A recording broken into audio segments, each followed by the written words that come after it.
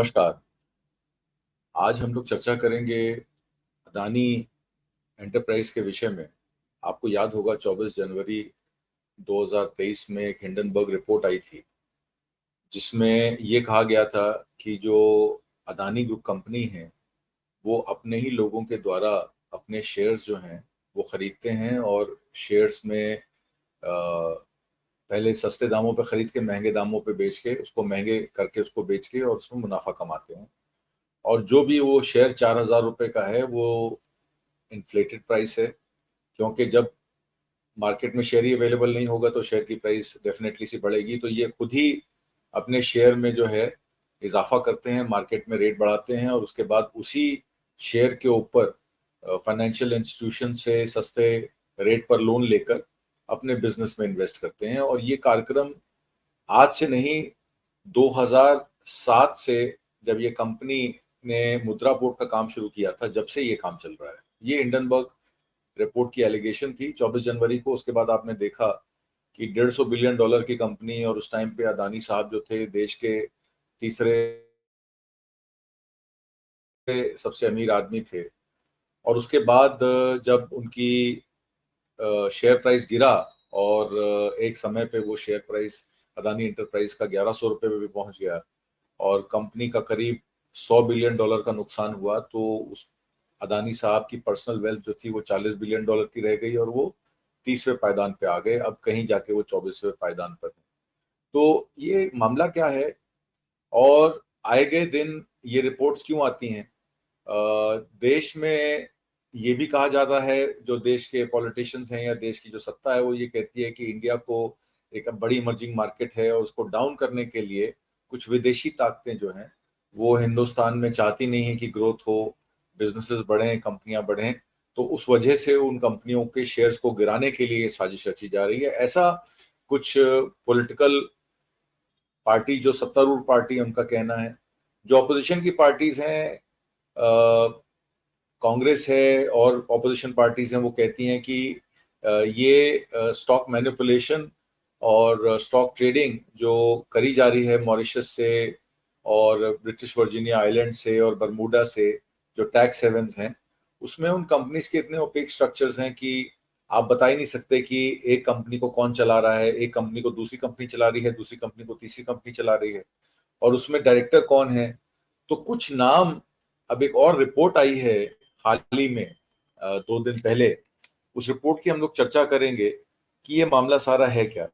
जैसे कि मैंने आपको बताया, हिंडनबर्ग रिपोर्ट में अदानी ने करीब $150 बिलियन का नुकसान उनका हुआ था और उसके बाद उन्होंने एक सॉवरन वेल्थ फंड से $3 बिलियन का लोन लेके जो अपने शेयर्स उन्होंने कर रखे थे, प्लेज कर रखे थे फाइनेंशियल इंस्टीट्यूशंस को, वो शेयर छुड़वाए।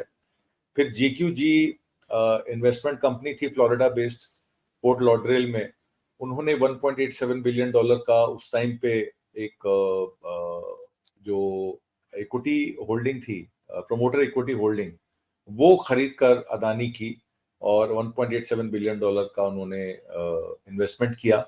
अब उसके बाद दूसरी इन्वेस्टमेंट उन्होंने करीब एक महीना पहले की, तो 38,700 करोड़ रुपए करीब GQG इन्वेस्टमेंट से अदानी ग्रुप कंपनी में आ गए हैं।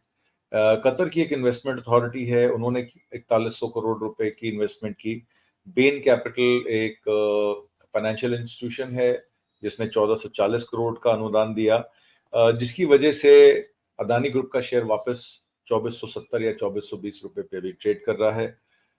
ये जो रिपोर्ट आई है, ये organize crime and corruption reporting project, एक OCCRP नाम की इंडिपेंडेंट एजेंसी है, और फाइनेंशियल टाइम्स और गार्डियन के साथ मिलकर उन्होंने ये इन्वेस्टिगेशन की है।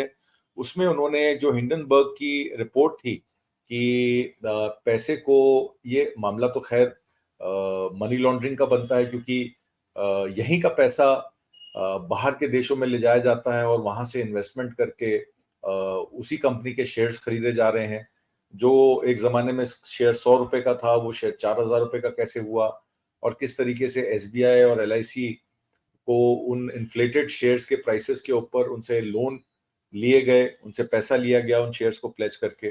तो कितना सेफ है पब्लिक का पैसा जो इन फाइनेंशियल इंस्टीट्यूशंस के जरिए अदानी ग्रुप कंपनीज में है, तो ये भी एक चिंता का विषय बन जाता है। तो दो नाम जो सामने आए हैं, उसमें एक चैंगचुंग लिंग का नाम जो हिंडनबर्ग रिपोर्ट में भी था, और एक नबन अली और का भी नाम उसमें आ रहा है। कहा जाता है कि ये विनोद अदानी के एसोसिएट हैं और वो आज से नहीं है, 2007 से हैं। एक डीआरआई का केस 2009 में आया था, जिसमें पावर इक्विपमेंट परचेज का मामला था कि चाइना से पावर इक्विपमेंट परचेज की गई वाया दुबई बेस्ड कंपनी, और उनकी प्राइसेस को इन्फ्लेट किया गया कि मान लीजिए अगर 1000 करोड़ के इक्विपमेंट हैं, तो बजाय उनकी बिलिंग चाइनीज कंपनी जिन्होंने जो उस इक्विपमेंट को बनाती है, बजाय उनसे डायरेक्ट खरीदने के, एक यूएई दुबई बेस्ड कंपनी से वो इन्वॉइसिंग कराई गई अदानी पावर द्वारा। और वो बाद में कहा जाता है कि जो कंपनी थी, उस कंपनी का कंट्रोल जो था विनोद अदानी के पास था, जो गौतम अदानी के बड़े भाई हैं।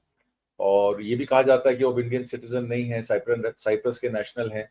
तो उनके द्वारा वो इन्वॉइसिंग करके वो पावर इक्विपमेंट्स जो हैं अदानी पावर को बेचे गए। अदानी पावर ने उस टाइम पे ठेके ले रखे थे पावर जनरेशन के, कोल बेस्ड थर्मल प्लांट्स के। तो क्या वो पावर इक्विपमेंट्स की परचेज में भी घपलेबाजी की गई? तो वो सीसीआरपी का ये कहना है कि वो ही $1.2 बिलियन जो पावर परचेज इक्विपमेंट्स में एक्स्ट्रा बिलिंग की गई, ओवर इन्वॉइसिंग की गई, चाइना का इक्विपमेंट का यूएई में इन्वॉइस किया गया, और वो पैसा अदानी पावर का जो एक पब्लिक कंपनी है जिसके शेयर मार्केट में थे, उसने जब ओवर इन्वॉइसिंग का पैसा उनको दिया, तो उसमें से $1.2 बिलियन जो था वो उन इन्वेस्टमेंट कंपनीज में रूट किया गया जिन्होंने अदानी के शेयर्स में खरीदो फरोख्त करी, अदानी इंटरप्राइज के शेयर में, और उस शेयर को बढ़ा के 4000 रुपए का किया, ऐसा ओसीसीआरपी का कहना है। और जो ये दो नाम आ रहे हैं जो ट्रेड कर रहे थे डायरेक्टली अदानी इंटरप्राइज और अदानी पावर के शेयर्स में, तो कहा जाता है कि 8 से 14% अदानी पोर्ट, अदानी एसईजेड और अदानी पावर और अदानी ट्रांसमिशन करीब 430 मिलियन अमेरिकन डॉलर, आज की डेट में 83 रुपए का डॉलर है, तो आप अनुमान लगा सकते हैं करीब 40,000 करोड़ रुपए का इन्वेस्टमेंट ये दो आदमियों द्वारा किया जाता है। और यही कंपनी के द्वारा ये इन्वेस्टमेंट की जाती है। और उसमें ये भी कहा गया कि जो ये कंपनीज के थ्रू, जो ये कंपनी थी जिनके थ्रू ये शेयर्स खरीदे बेचे जा रहे थे, उस कंपनी की जो एडवाइजरी बोर्ड था, उस कंपनी ने एक एग्रीमेंट साइन किया था जिनको $1.2 मिलियन उनको एडवाइजरी के लिए दिया, वो कंपनी भी विनोद अदानी की थी। तो विनोद अदानी ही 1.4 million USD sorry in services में दिया गया। ये जो कंपनी थी Excel Investment and Advisory Services Limited, इसका पहले नाम जो था वो एक्सेल इन्वेस्टमेंट का नाम जो पहले था वो accent trade and investment private limited था, जो 2016 में थी। और वो नाम बदल के उसका फिर Excel Investment and Advisory Services कर दिया गया, जिसके कोई रिकॉर्ड्स अवेलेबल नहीं है। और वो दो कंपनीज को एडवाइस कर रही थी अदानी के कंपनी के शेयर्स खरीदने और बेचने के लिए। उसमें एक कंपनी का नाम तो आता है emerging India focused fund, EIFF, और दूसरा नाम आता है EMRF, EM रिसर्जेंट फंड। तो ये दो कंपनियों का संचालन जो था वो नासिर अली शबन अहली और चैंगचुंग लिंग के पास था। और उनके एडवाइजर जो थे वो खुद विनोद अदानी थे, जो पहले एक्सेंट कंपनी थी, बाद में एक्सेल इन्वेस्टमेंट एडवाइजरी बनी।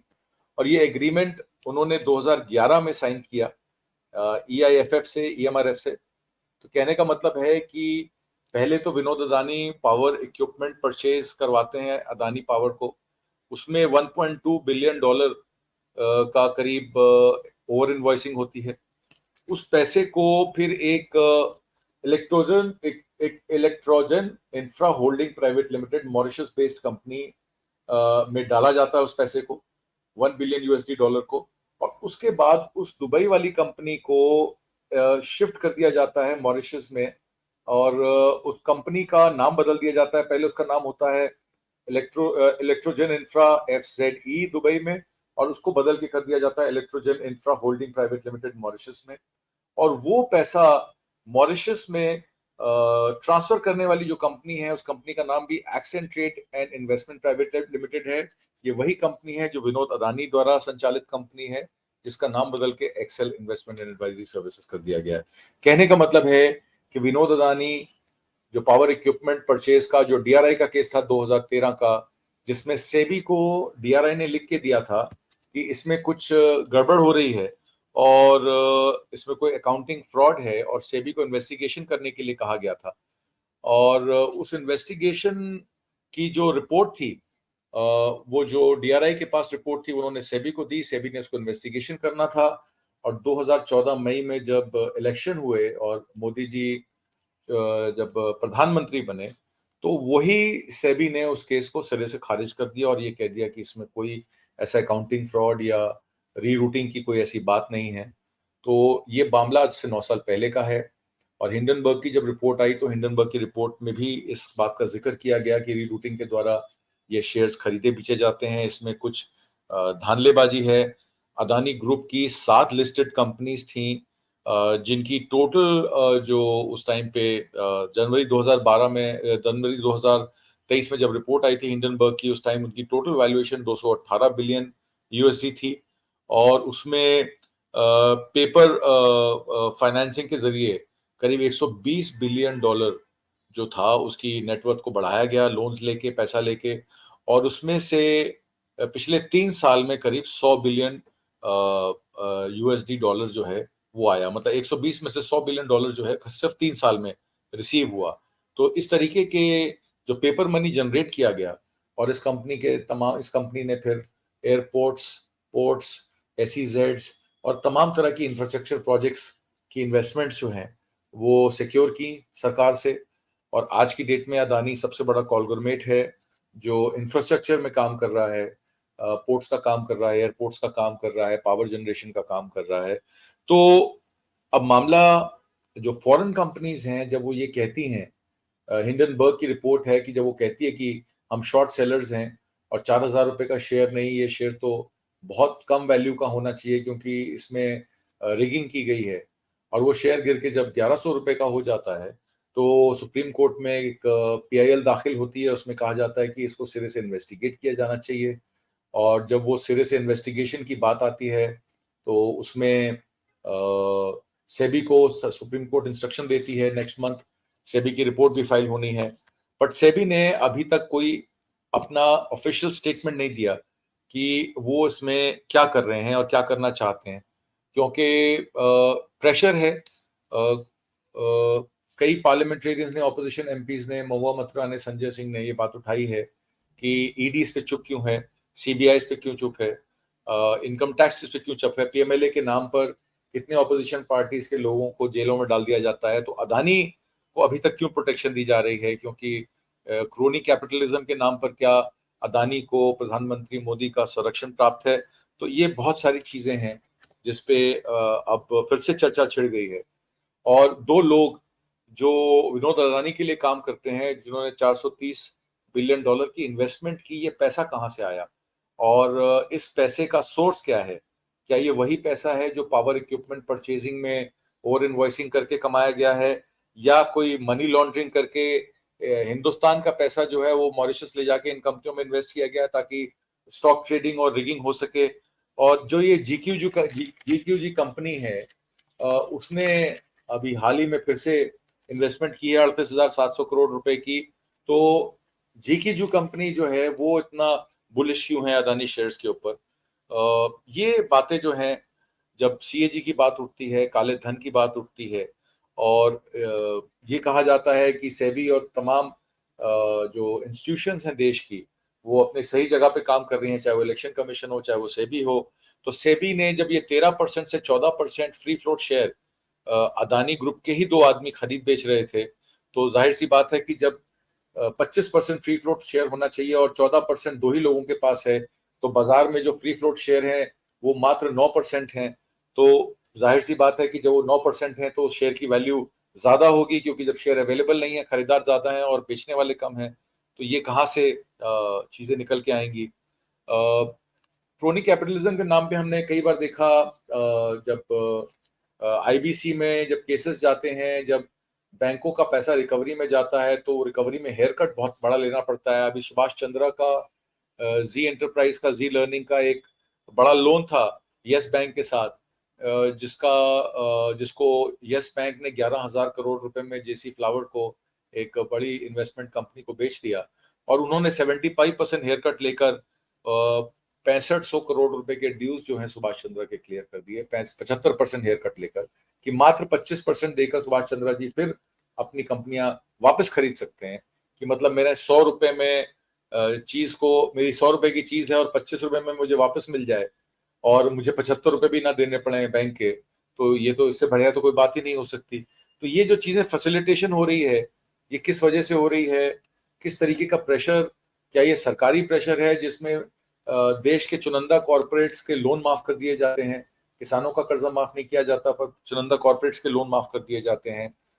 यहाँ तक कि जो सत्तारूढ़ पार्टी है उन्होंने कहा है कि जॉर्ज सोरस और फोर्ड फाउंडेशन जो इस इन्वेस्टिगेशन के पीछे हैं वो देश का भला नहीं चाहते और उन्होंने फंड किया है इस इन्वेस्टिगेशन को और देश का नाम खराब करने के लिए वो ये सब काम कर रहे हैं। दुबई की, मॉरिशस की और बरमूडा की जो कंपनीज हैं जिनके द्वारा ये इन्वेस्टमेंट्स की जा रही हैं, ये इन्वेस्टमेंट्स का खुलासा जब क्लियर कट आ जाता है, उसमें नाम लिए जाते हैं, कंपनियों के नाम लिए जाते हैं, तो सेबी के ऊपर दायित्व बनता है कि ये इन्वेस्टिगेशन तरीके से करे और इसमें जो भी दोषी लोग हैं उनको सजा मिलनी चाहिए। 2014 के बाद से इसमें रुकावट आ गई है, इसमें कोई भी इन्वेस्टिगेशन की रिपोर्ट जो है वो सार्वजनिक नहीं हुई है। सुप्रीम कोर्ट के हस्तक्षेप के बावजूद सेबी ने अभी तक कोई इस पे टिप्पणी नहीं की है। हालांकि जितनी भी अथॉरिटीज हैं उन्होंने 2014 में ये जो क्लियरेंस दी थी, उस टाइम पे 2014 में अदानी ग्रुप को क्लियरेंस दी थी, तो वो किस बात पे क्लियरेंस दी थी? क्या उसमें सरकार का प्रेशर था? क्या मोदी सरकार ने वो प्रेशर डाल के वो रिपोर्ट फाइल क्लियर कराई, क्लियरेंस फाइल कराई? और पिछले 9 सालों में जो हुआ, तो क्या अदानी उसके दोषी हैं? ये एक इन्वेस्टिगेशन का मामला है। जो ऑपोजिशन पार्टीज हैं वो ये कहती हैं कि जॉइंट पार्लियामेंट्री इसकी कमेटी बनी जानी चाहिए और जेपीसी बना के इस पे इन्वेस्टिगेशन होनी चाहिए और ऑपोजिशन एमपीज को भी इसमें शामिल किया जाना चाहिए ताकि जांच निष्पक्ष हो और जो दोषी पाए जाएं उनको सजा हो। क्या ऐसा हो पाएगा 2024 के इलेक्शन से पहले? हम और आप तो सिर्फ इंतजार कर सकते हैं, वेट कर सकते हैं, अपनी बात को लोगों के सामने कर सकते हैं और अपनी सच क्या है वो लोगों को बता सकते हैं। अब लोगों का काम है ये देखना कि सरकार क्या अपना सही तरीके से काम कर रही है, उसका दायित्व वो पूरा कर रही है। तो इन्हीं सब बातों के साथ मैं आपसे इस हफ्ते विदा लेता हूं। अगले हफ्ते फिर किसी नए सब्जेक्ट पे बात करेंगे। तब तक मुझे आज्ञा दीजिए। नमस्कार।